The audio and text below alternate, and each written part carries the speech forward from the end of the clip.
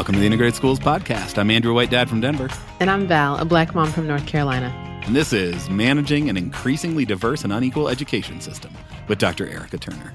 And we have a really great conversation today about the way that our school districts across the country are changing and have changed. And I think it sheds some light on some of the drama that we see today around public schools. Yeah.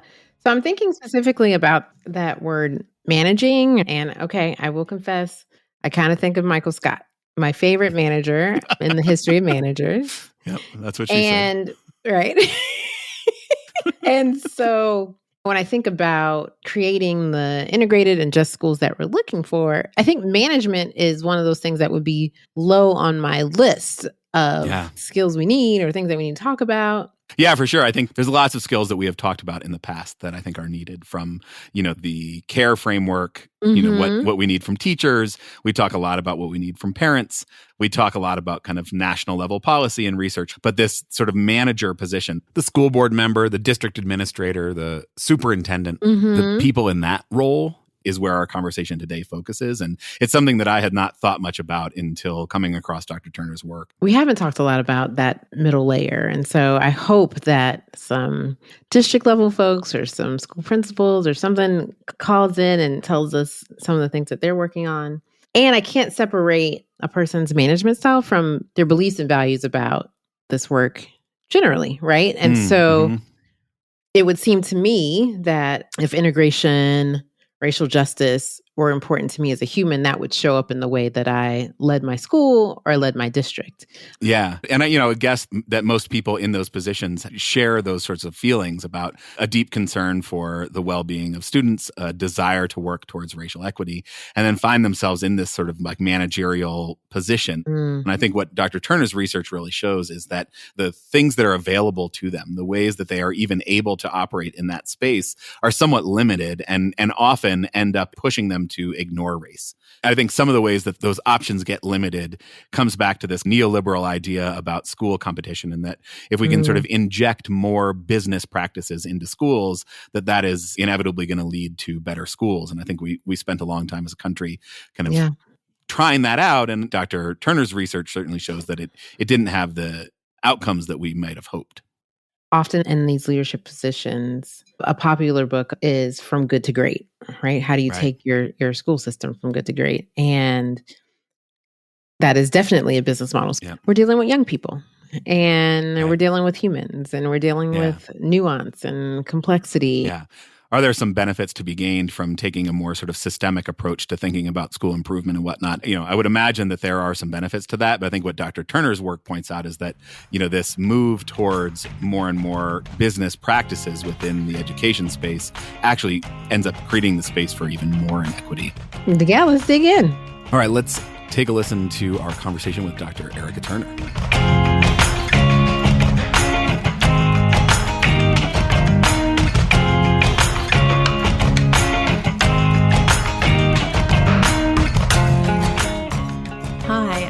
Turner. I'm an associate professor of educational policy studies in Madison, Wisconsin, and I'm a parent of 3 kids, a 13-year-old, a 10-year-old, and a 3-year-old who are all public school students, which influences my work quite a bit. I'm also a native of San Francisco, California, and I think about that and my own experiences as a student there as very much also shaping kind of the questions I ask and the interest that I have in the research that I do. That's great. How did you find yourself caring about education policy and particularly race and equity questions about education policy? Yeah. My background growing up is that I'm Chinese American and Black. It was always a conversation at the dinner table about questions of inequity, whether it was schools or fire departments or the way the city was designed. My parents were in the nonprofit area. So my mother worked in it's called Chinese for Affirmative Action. It's an Asian American civil rights organization in San Francisco. And then my father is a city planner by trade, but he's always headed a nonprofit that does architectural services for low-income communities and individuals. Right. But my experience was growing up is that My parents chose a middle school that was a school that was created out of a consent decree agreement about how San Francisco should desegregate its schools. And that school was predominantly actually Latina or Latinx in the Mission District of San Francisco. And it was a wonderful experience. The school was designed to be culturally responsive and socially aware. Which is a great thing for middle schoolers, amazing thing for that age and developmental stage. One of the things I love about teens and preteens, as a former teacher, is a middle school teacher, is just that, curiosity, sense of justice, and actually becoming kind of outside of your own little world to look at the world around you and think about what's fair. And so I think that was just a wonderful kind of place to be in at that age. So your parents, chose this middle school experience for you, Yeah. which seems like it had an impact. And then I'm guessing being in a place like San Francisco must have also had an impact on how you see the world and these questions of racial equity. I was really interested in why a place like San Francisco, it just always puzzled me. Why is a place that says it's so progressive and believes in these questions of racial equity, or purportedly does, and then, has schools that are segregated or schools that are tracked. So that has been kind of a question that has laced through my work and related to that, how people make sense of what racial inequality or racial justice is and how that shapes kind of their decisions and actions. I was cheering because as a former middle school teacher, literally we're the best people on earth, first of all. 3 cheers for middle school teachers. Oh, absolutely. Second, I really wanted to shout out your parents. I think that's really important for our audience as well, to know that the conversations that they have or the ones that they are avoiding do have an impact, right? And so how do we gain the courage to continue to have these conversations with our young people? So shout out to your parents as well. Yeah. So we've talked a lot on the podcast about parents and caregivers. We've talked a lot about teachers and students. We've talked about kind of big societal level factors that impact education. And we haven't talked as much about the sort of folks in the middle, the district level school board members, superintendents, administrative policymakers at the local level. And you wrote a book called Suddenly Diverse, How School Districts Manage Race and Inequality, that really focuses on those people, those levers of power and the decision makers at that level. I wonder if you can talk a little bit about, why Suddenly Diverse. What did you set out to learn? You did an ethnographic study of 2 towns in Wisconsin. What was the goal in doing that, and why focus on that kind of level of decision maker? So the book is about how 2 medium-sized Wisconsin school districts, they kind of in their everyday policymaking and decisions try to address their changing circumstances. A large piece of that is school populations that are increasingly diverse, racially diverse, but also increasingly unequal. And that's just kind of what our society is right now. It's more unequal than it's ever been. It's also more racially diverse than it's ever been. And so I look at in these 2 districts how they understand these changes that they're going through. Not only are their student populations changing, but the accountability pressures are stronger. The resources are fewer in many ways. And what I find across the 2 is that they go towards kind of more corporate and entrepreneurial approaches and models that are familiar, right? Accountability is a kind of corporate accounting model of how to address problems. And the other thing that they do is they try to market their diversity. And so this idea of kind of serving the customer right, it's obviously a logic of a kind of a choice or market model of schooling. When money follows kids, as it does in all of these kind of market-based systems, it does create and exacerbate competition for students.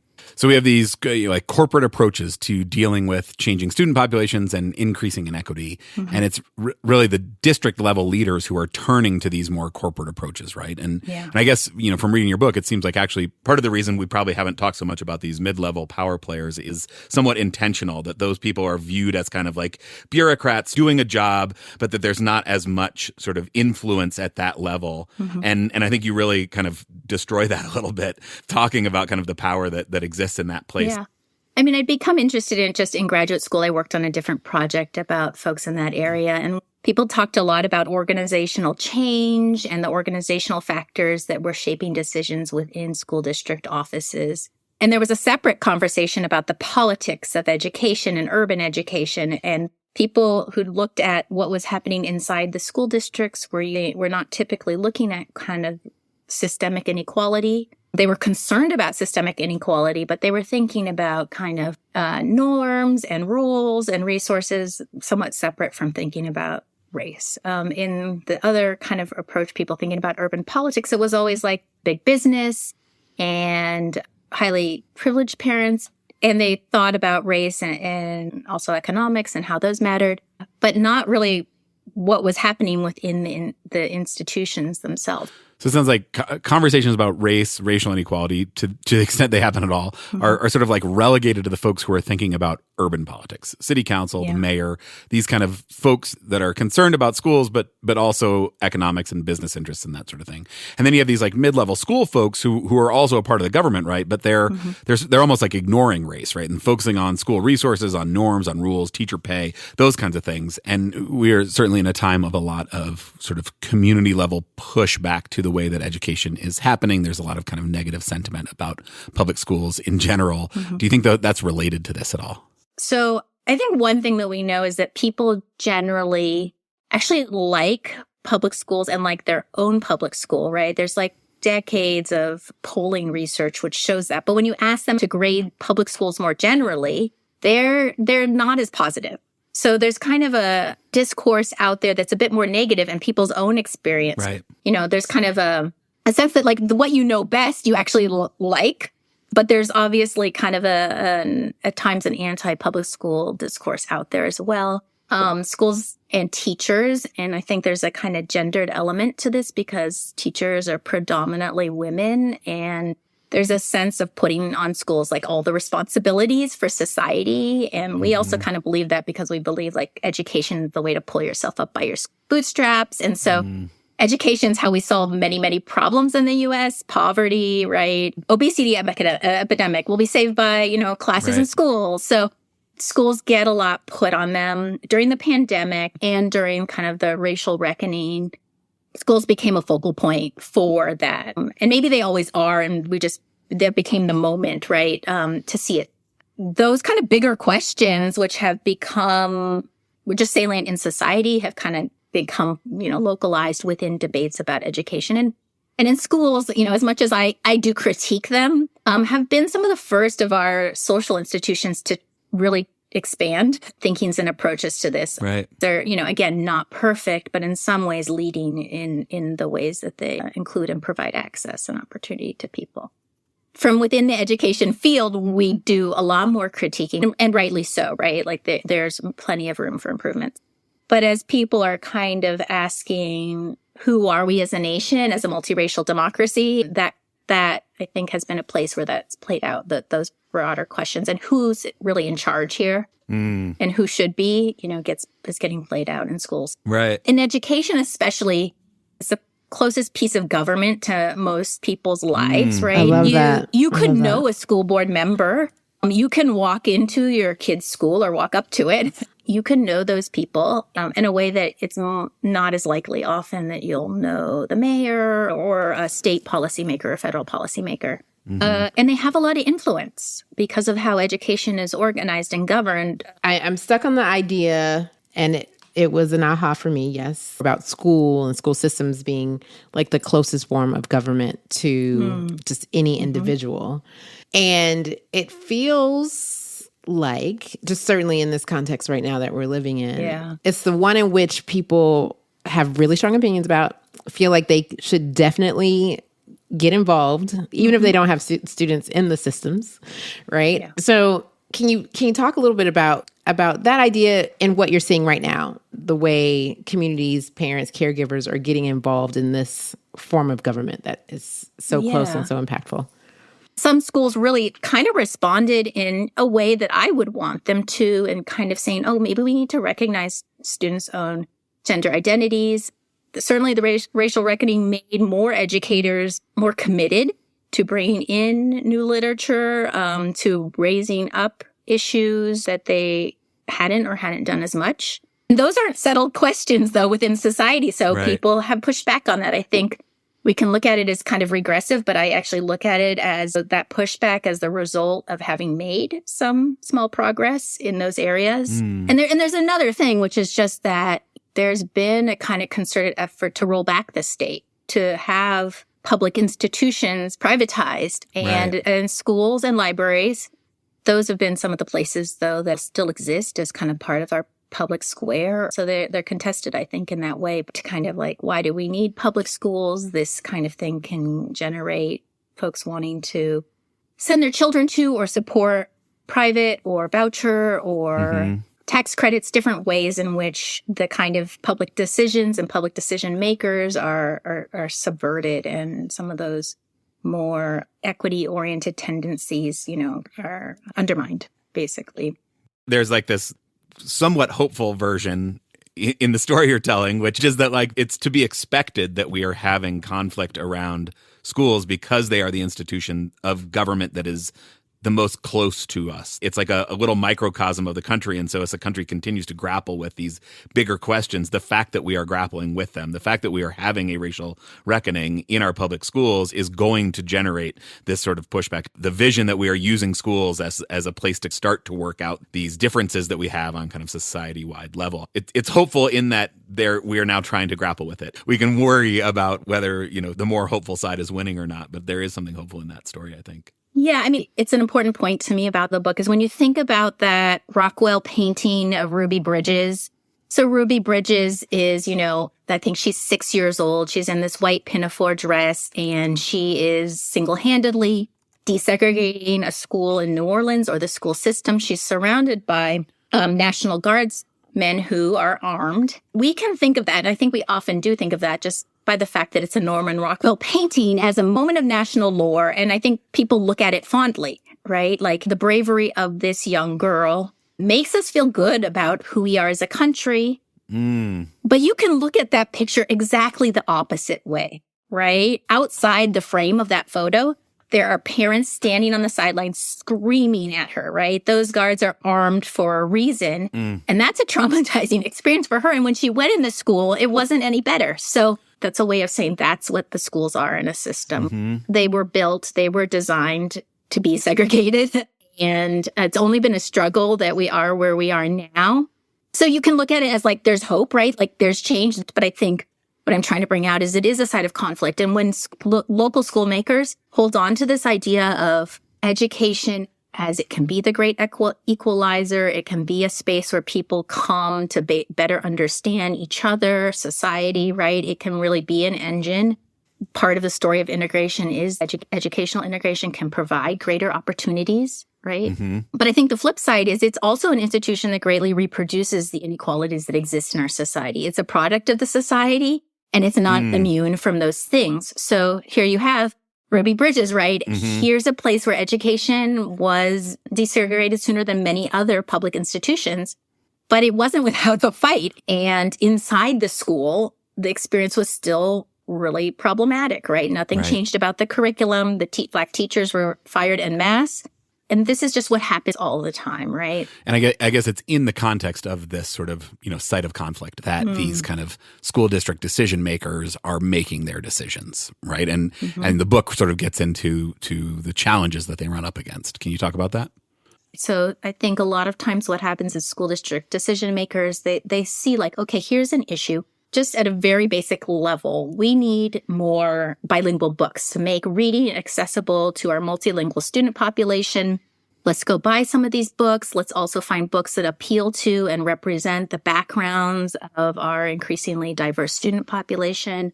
And then, there's limited budgets, and some people don't like the messages in those. And so then there's this backlash, right? The school's basically trying to do something that's good, that kind of speaks that part of schools that we imagine that they sometimes achieve of being spaces of multiracial democracy, right? Where everybody has an equal recognition and place and resources, right? As an equal citizen. But they quickly run up against the fact that in many ways, schools still operate according to the existing systems of power. Right. So who still is in charge, who has influence in schools is still in place. So often they may capitulate, or they may kind of roll back the commitment. It doesn't even have to be a lot of people, but once people's minds start going in this direction, they start saying, well, what if all of the, parents who can afford to do so leave our school district and then we'll have no money to serve the students that, we're really committed to serving because we believe in educational equity. So, that is just a dynamic that you see over and over and over again. Yeah. I would say that oftentimes the number of parents they're concerned about leaving is actually pretty small, but I think the concern is a real one. And people use it also to their advantage. So I have seen many parents go to school board meetings and say, if you don't change this thing, bring back tracking. They, of course, don't call it tracking, right. but bring back these classes for my kid. You're talking about white parents. White or privileged parents. Yeah. Sometimes they're just wealthy. They want the resources that they either feel entitled to or have access to. So they will threaten to do it. Whether they do it or not, of course, we don't always know. Yeah. Can you dig in a little more on this idea of white flight? Because there's a way in which it feels like so much of our education policy currently is based around the fear of white flight. That we will push for things that maybe are steps towards equity, but then they run up against this fear of white flight. So puts a box around what is imaginable that you could achieve because of this fear of white flight. And it seems like the story is told that, we had Brown v. Board. We sort of eventually started through the force of litigation, forcing schools to desegregate, and then we had white flight. And it feels like in your book, you talk a little bit about that's not exactly how the story played out. That there were these other sort of societal level factors pushing in, like this. The suburbs did not emerge solely because of desegregation efforts. Yeah. Can you talk a little bit about kind of white flight and how real it is, or how prevalent it is, or how directly tied it is to simply the acts of racist white parents? Yeah. Outside of education, the study of white flight, has shown that there certainly are a lot of factors that contributed to the exit of many, especially middle-class white people, into the suburbs. There are many factors in it, but we see that movement even in places that didn't have school integration efforts. Right. Many people wanted to move to the suburbs. Jobs were moving to the suburbs. The highways made it more possible. That's where you could get a subsidized house if you were white. Right. So you could afford a bigger space for your child and kind of live that American dream. Not everyone could take advantage of that. At the same time, it's not that schools were inconsequential to that piece, whether it was efforts to desegregate city schools, or suburbs could also use their schools to appeal to families. We've got a brand new building. We have, fancier equipment. We have a kitchen. Yep. Yeah. A kitchen, yeah. right. We have AP classes. We have these amazing sports fields that the, city schools cannot afford. That's kind of how it looks today sometimes. So it's a complicated relationship. Mm-hmm. But I think there's reason to think that white flight, such as it was, would have happened and did happen in places even where there wasn't school desegregation. And so in part, what I want people to think about through the book is that there was this larger set of structures that was reinforcing these behaviors or allowing for them to happen, for some people to move and others not. I mean, I certainly think there are plenty of people who also wanted to stay where they were. And at the same time, cities were being disinvested in terms of the resources that were being put there. Mm-hmm. Not like everyone wants to leave the city because it was such a horrible place. Right. But it was just harder to do that because of the structural reasons for many folks. So when we just kind of blame white people for white flight, I think the decisions they probably were making were many. A lot of them had to do with race, but not necessarily and entirely just because of racism in terms of beliefs, but because of an entire social system that was white supremacist, where the opportunities were structured, not just kind of people's individual beliefs. Right. So efforts at school desegregation may have, played some contributing role in some families leaving cities and moving to the suburbs, but there were many other factors happening at the same time. And it seems to me like the ways the educational system currently fears white flight is tied to this kind of fear of individual white family preferences. And we've kind of ignored this more structural look. Yeah. It's funny because I think a lot of parents think the schools are so in charge of things and I don't have an influence. But when you talk to a lot of principals, teachers, people inside schools, they're really scared of parents. They're especially scared of wealthier and white parents. Right. Everyone's kind of a little bit intimidated by and thinks the other one has the upper hand. Mm-hmm. And one way I think that educators deal with that is they kind of say, oh, they're all just being racist. And their people are for sure using their power and their privilege to get what they want. But to me, it's always important, where do we kind of identify the problem? And one thing that happens is if you identify it as just those racist white parents, then you don't try to address the larger structural system that gives those parents more power than low-income parents or parents of color, immigrant parents, right, who aren't going to threaten to move to another school district. And if they did, probably that wouldn't be seen as a problem. One less needy kid that we have to try to spend all of our resources serving. Yeah, something like that. Or just even like, racism is that having white kids in your district is a kind of sense of legitimacy. So that's where I want to kind of a little bit intervene in the conversation. And it's not to say those parents aren't racist in the sense of having racist beliefs. They're certainly using power that accrues to them or influence that accrues to them based on their race. It's not, that isn't problematic. It's just kind of where are we training our attention to, and to the exclusion of what other kinds of problems and concerns. Right. I'm just thinking about how do we mitigate these feelings and concerns about these threats? Like, what have you learned from folks who, in the face of these threats, say, we're still going to press forward?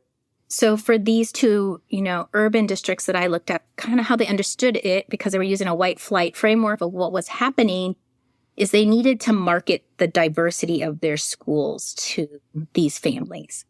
And I think, in general, saying like, we are a multicultural district, we value these things, it could be really positive. But because, and Maya Kuchiara and others have written about this idea that they want certain students and families to maintain, and it's what appeals to them as opposed to valuing the people who are actually in the school district. Yeah. So for one of them, which I call Milltown, they kind of said, we need to market this. This is what businesses do all the time. They say what's good about their school system. So it was kind of coming from a sense of like, diversity is a positive thing.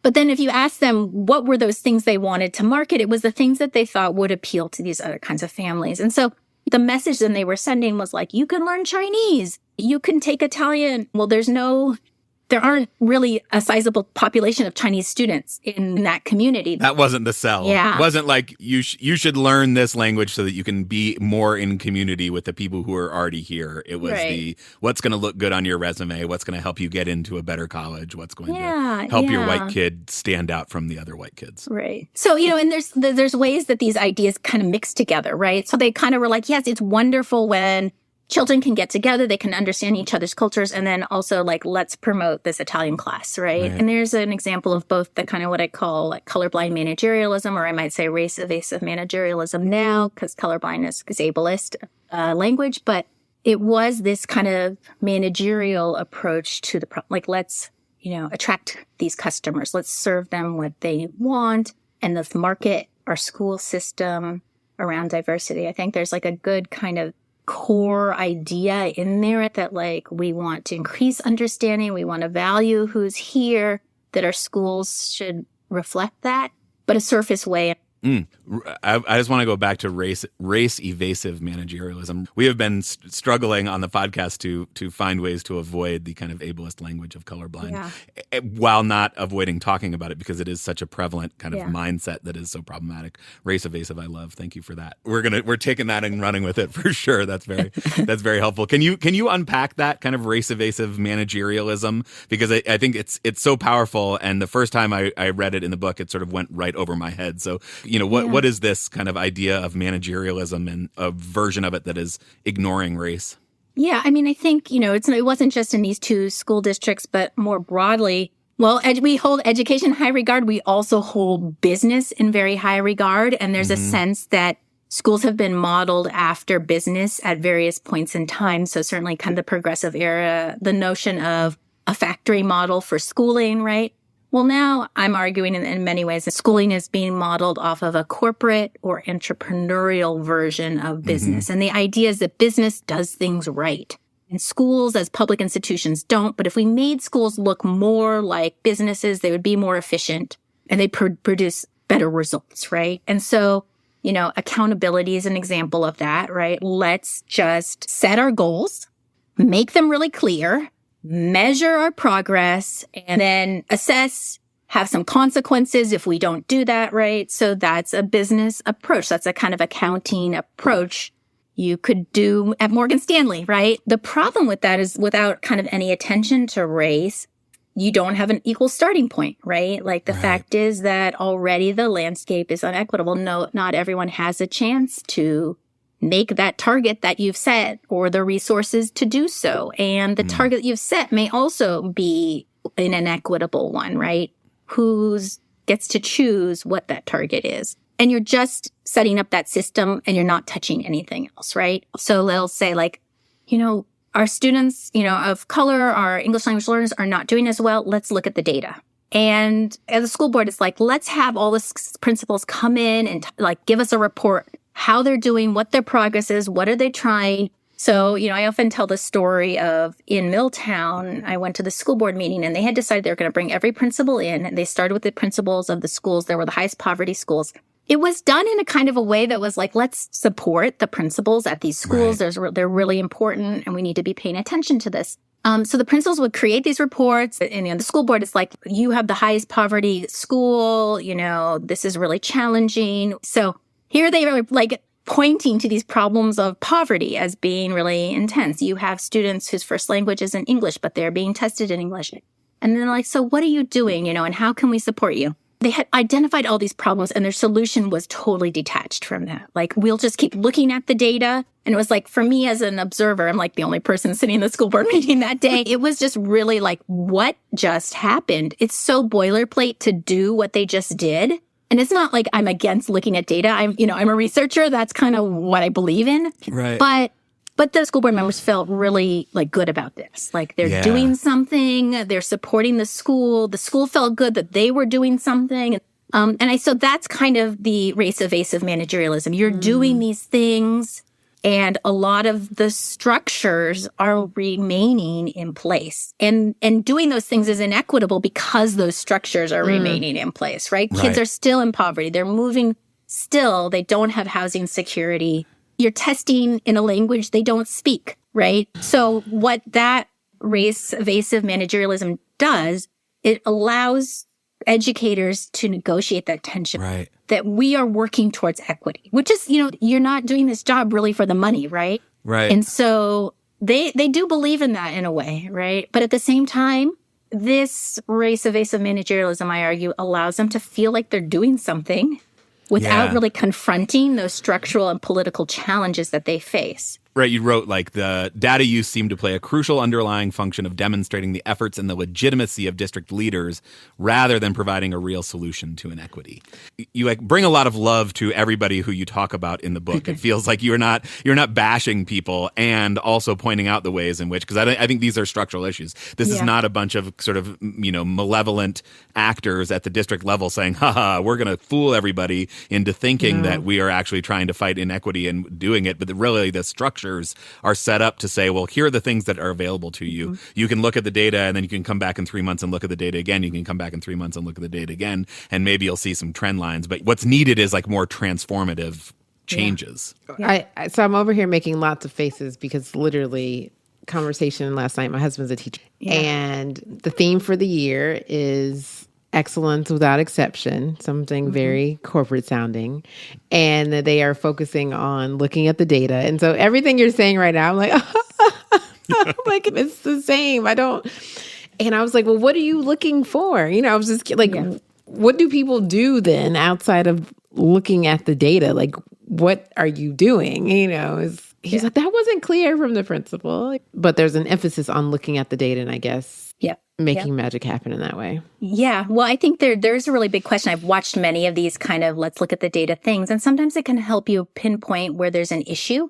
It's going to be only a certain kind of issue, but also it doesn't tell you what to do. So a lot of places, people just go back and they teach the same thing in the same way. Exactly. Louder or more quickly. Or slower. It's not that there couldn't be some value in that, but it's limited. And maybe, what data you're using is important too. Like, are you looking at how families feel about the school and what they might want to see taught or what they see as the needs that their children have, or, so many different kinds of data could be brought to some of those conversations that aren't right now. The power of this race evasive managerialism to make district leaders who, again, I think we've said, right, are like, broadly speaking, committed to doing the right thing, want to improve education for all kids, want to increase equity in their districts. They're operating in an education system that we have put so much of society problems on, like we mentioned earlier, right? We ask the schools to solve all of these things. Well, you've got the kids anyway. Like, why don't you handle the fact that we don't know how to actually have a multiracial democracy? Why don't you handle the fact that we don't know how to have healthy kids? We're going to put all of that onto the schools. And you have these people who care deeply, who work their way up to higher levels of administration and are in some ways stuck a little bit, because it seems to me that to solve these problems requires more than just the schools. That to meaningfully impact these systems, schools alone are not going to be able to fix it. That we have to all, as a society, as a community, come together and say we're going to try to fix it. And yet, schools are the places where where sort of these issues show up first, right? They get the sort of first crack at it. They're the first places that experience the kind of changing demographics, the first places that grapple with the inequities that we have.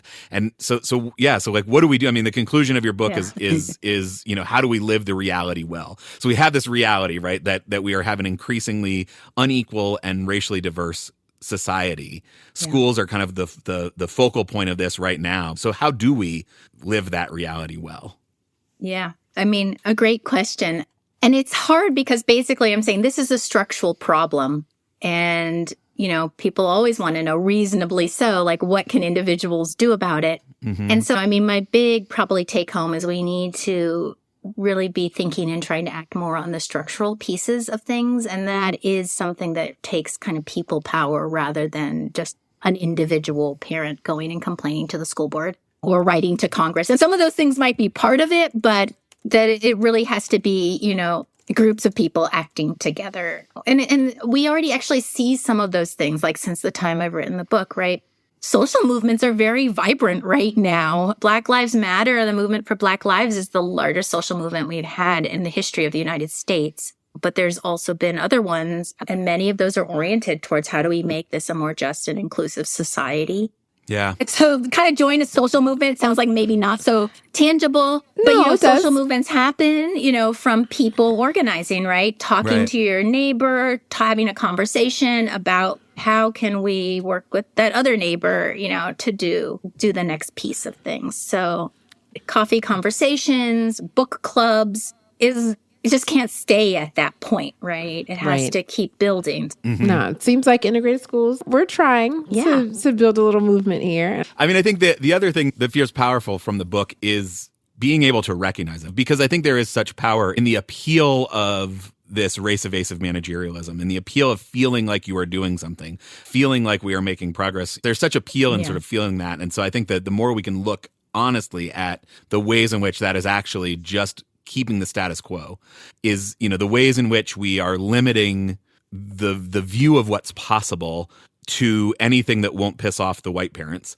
The more we can look at that and sort of have a clear-eyed view of that, the easier it is to sort of identify it and say, okay, hang on a second. And then for parents, particularly privileged parents, white parents, to be able to say, like, hang on, how can I interrupt this? How can I step out? If I feel my inclination to be like, well, hey, you better give me this or I'm leaving, how can I stop myself in my tracks? If I hear somebody else talking about, like, well, you know what we should do is we should all get together and go and demand that such and such, to be able to kind of put the brakes on that and say, hang on a second, like, how are we thinking about this sort of structurally and systemically rather than how do I get the best for my own kid? Yeah, and who's the we, right, that should go and do this, right? Whose voices are included in that? Right. I think that it's really true. We can even see some kind of sense that has changed, right? So, I wrote the book and then Donald Trump was elected president. And I think it was kind of like, is colorblind or race evasiveness the problem? Or is it just blatant racism and white supremacy? Right. Fair, and I think, fair question. One important thing is that race evasiveness, it lays the foundation for the return of more explicit white supremacy. Because what the race evasiveness says is racism isn't really a problem, or it's a very minute problem, right? It's a few people over there. It's not how we are organized structurally. But what we're seeing actually, and again, I attribute this to groups like the Movement for Black Lives, is greater understanding of racial inequality as a systemic thing. So people are actually more aware of that and kind of can question that ideology, the race evasive ideology more, or the idea that like race doesn't matter. And when they can question that more, they can see the structure that are the problem and then begin to kind of address them. But the fact that that is more easily accessible in society, the fact that more people are willing to, particularly more white people, are willing to see that is also part of what creates this more, sort of vociferous backlash against it. Yeah. And in the movement for Black Lives, I think is great because it's also been intersectional. And so their analysis and the way that they talk about it is how these different systems can work in sync, right? That patriarchy and racism or white supremacy can work together. And it gives us a stronger analysis. But it also is a way to say we all kind of have a stake in this. Right. We all have a stake in it, and we all have a role to play. I mean, I think it is true that it is a systemic issue and that we have to fix the system, but I think it's also true that we are the system. That can't give us an excuse to say, well, it's just the system, what can I do, and throw up our hands. That we make up the system. The system is responsive, particularly to more privileged people, and so that gives us a sort of certain level of responsibility to try to shift the system. Maybe that's what we should expect, is that the system will work like that unless we do something. Right. Yeah, to your point, we're the system, we can do it otherwise. We're the system, right? Feeling grateful that your kids get to have these conversations with you all the time. I'm sure that your dinner conversations are amazing about these particular topics. So if you are boarding any young people, I have two. And I can send them your way. Yeah. Got any extra space? Yeah. That's right. We can do an exchange. Take a community. We can have those conversations. We can do an exchange. Sometimes they rather talk to someone else's parent than their own. Exactly. For sure. Awesome. Yeah. Yes. Well, yeah, deeply grateful to you. The book is great, though all Thank the work you. you've done has just been so helpful, certainly to me. I know lots of people who have been really influenced by your work and grateful for you coming on and spending the time and sharing with us. Thank you. I appreciate you both, and thank you for having me. Thank you.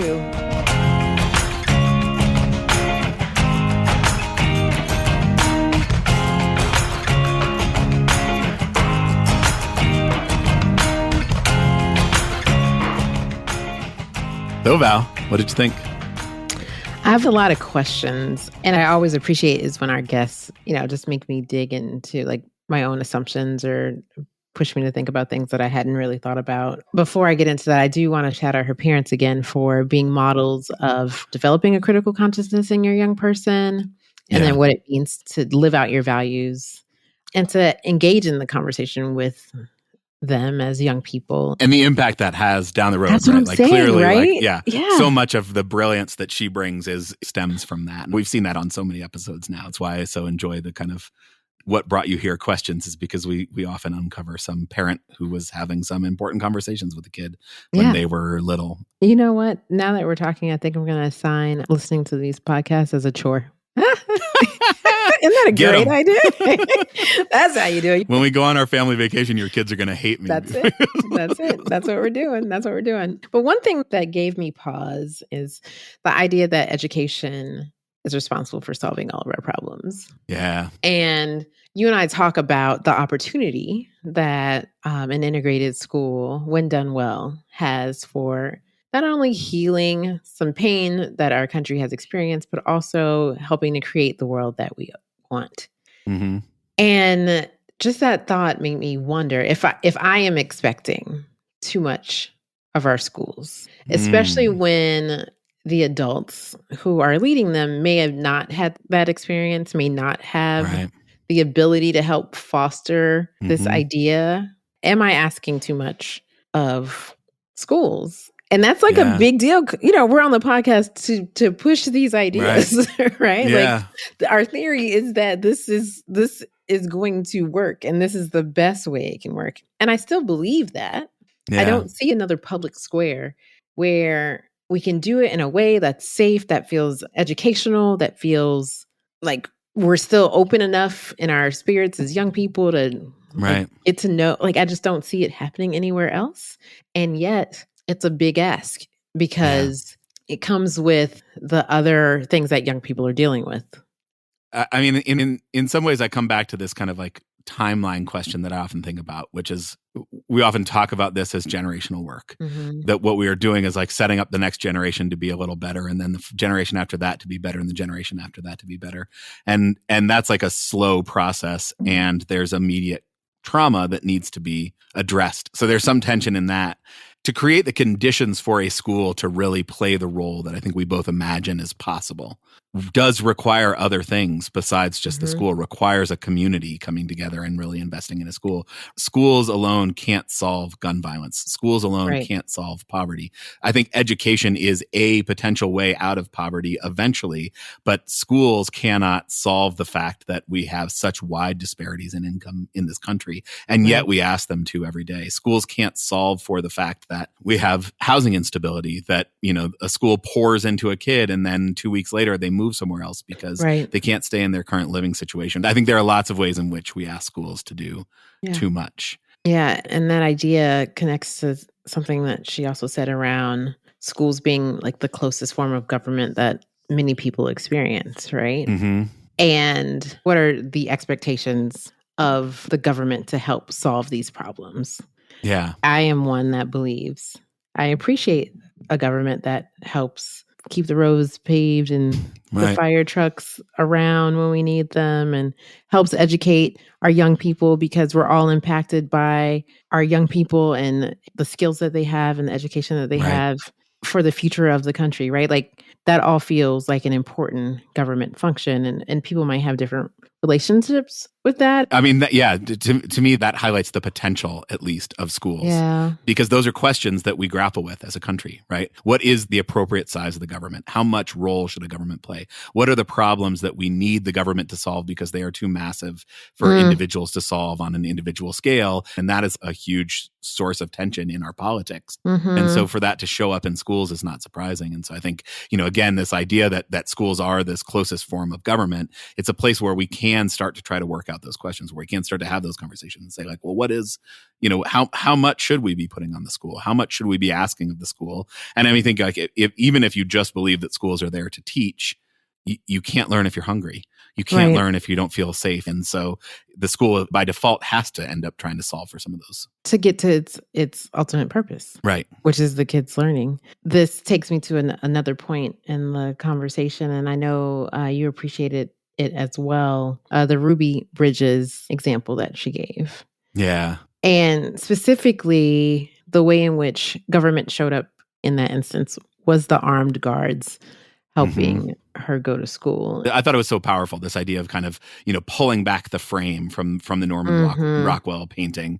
I mean, it's interesting, right? The painting is called The Problem We All Live With, which was also the title of the Nicole Hannah Jones This American Life series. That certainly for me was like the thing that radicalized me and has me in this work in the first place. So it's interesting to come back to that. But I had never thought of that idea of like pull the camera back.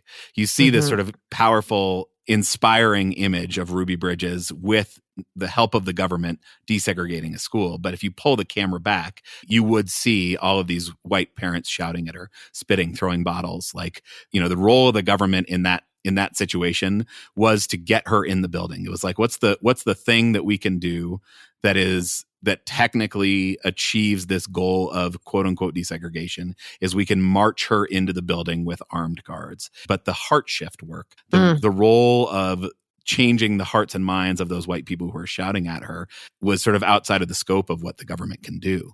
There's a way in which the schools, being the closest form of government to us, is this powerful reminder that we all have a role to play. And the government is also limited. I think there's lots of things the government can do as the best situated to do, but is also limited. The government can make it illegal to segregate the schools. The government can't change the hearts and minds in a way that makes it more likely that school desegregation leads to true meaningful integration.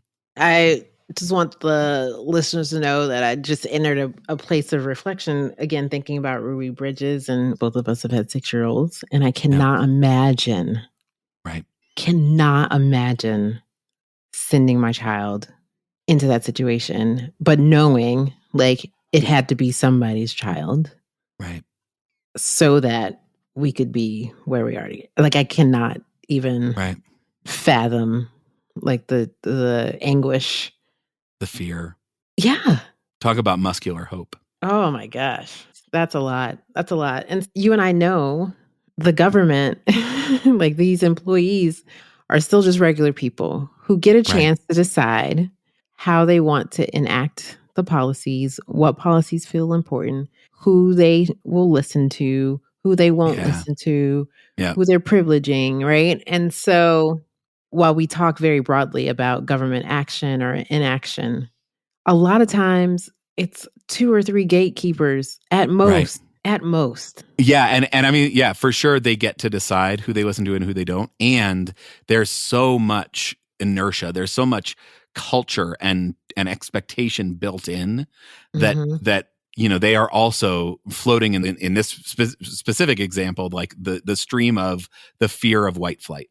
Right. So all those administrators are operating in a system where everything is telling them that you can do whatever you want as long as it doesn't piss off the white. You can do whatever you want as long as it doesn't lead us back into the days of white flight to the suburbs. And I think one of the other things that I've certainly been sitting with since the conversation with Dr. Turner is this idea that I think our fears of white flight are overblown. That white flight was not solely a result of school desegregation attempts, but was, even happened in places where there were no school desegregation orders. And for sure, there were some people who moved out when schools desegregated, but we have so much fear in our school system. It drives so many decisions. This like, whatever we do, we can't piss off the white people. So those administrators, those people who are getting into these sort of positions of power in a school district are at least limited in terms of the thinking and the expectations of what they can and can't do. And so it is up to them ultimately. And for them to break out of this like sort of mindset of fear of white flight, I think is a big step. Is like a big ask for them.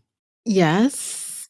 And, if I think about educational justice seeking people of all racial backgrounds, I'm sure there's some tension. Like if I do lose the white folks, then I will lose resources for the young people who will remain. Mm-hmm. And so how much of it is strategic? Yeah. And how much of it is responding to fear, right? Yeah. Because unfortunately, the resources are a tangible thing. And unfortunately, they're often tied to, I think, what was talked about in the episode as white children bringing legitimacy to a school. Right. This is a different type of white supremacy headache. It's not like the normal one. Yeah. It's not a headache as much as it's just sad. It saddens me that we still think this way and we still respond this way, and that fear is such a strong motivator. Yeah. It's easy to sort of get depressed and get turned off and feel like the options are limited, which I think is, a place where the power brokers that she focuses her work on end up also, I would imagine, feeling somewhat stuck. And then she says what they do is they turn to data. They turn to these business practices. And I thought it was interesting. Jade Adia last episode also mentioned this idea that like maybe we glorify the disruptor a little too much. We glorify the business person a little too much when we were thinking about these things that are more related to humanity and to people and hard work. But these administrators are like, well, I don't know what to do. Like, let's look at more data. Let's do some more testing and let's do some more looking at it. And the data becomes the thing that they kind of hang on to as a way to deal, I think, with this kind of angst that we've come up against. Yeah. So, this is another place where I feel some complexity around some of these ideas. I do think history has shown us that if we are not accountable to the results of Black and brown and under-resourced children, then they will get the short end of the stick. For sure. So there has to be some type of accountability for all young people, because apparently just doing your best for all young people is not a thing. I don't get it.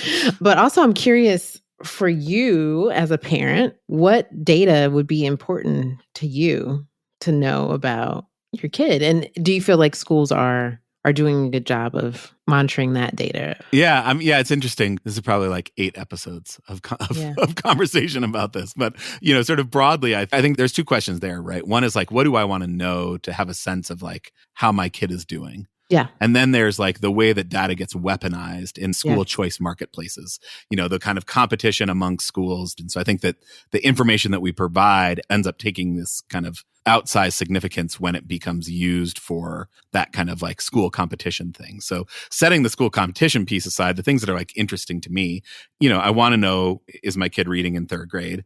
I want to know, does it seem like they are trying their best at school? And are they being exposed to content that is challenging to them?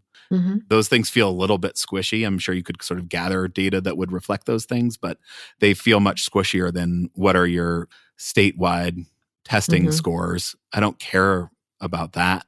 Certainly, like what scores the average kid at my school got on those tests are not relevant to me.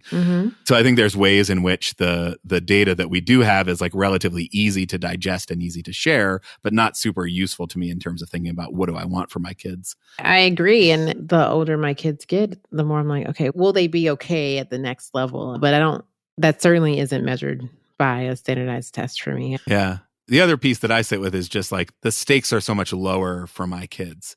I don't know what the current research is. It's something like 20% of your standardized test score is attributable to a school. Oh my gosh. 80% of it is about your home life. That is wild. And so it seems like different measures are required. Yeah. And I think that also would lead to a different type of leadership as well. Yeah. Because if you are looking at accountability about test scores, then you can take a management perspective.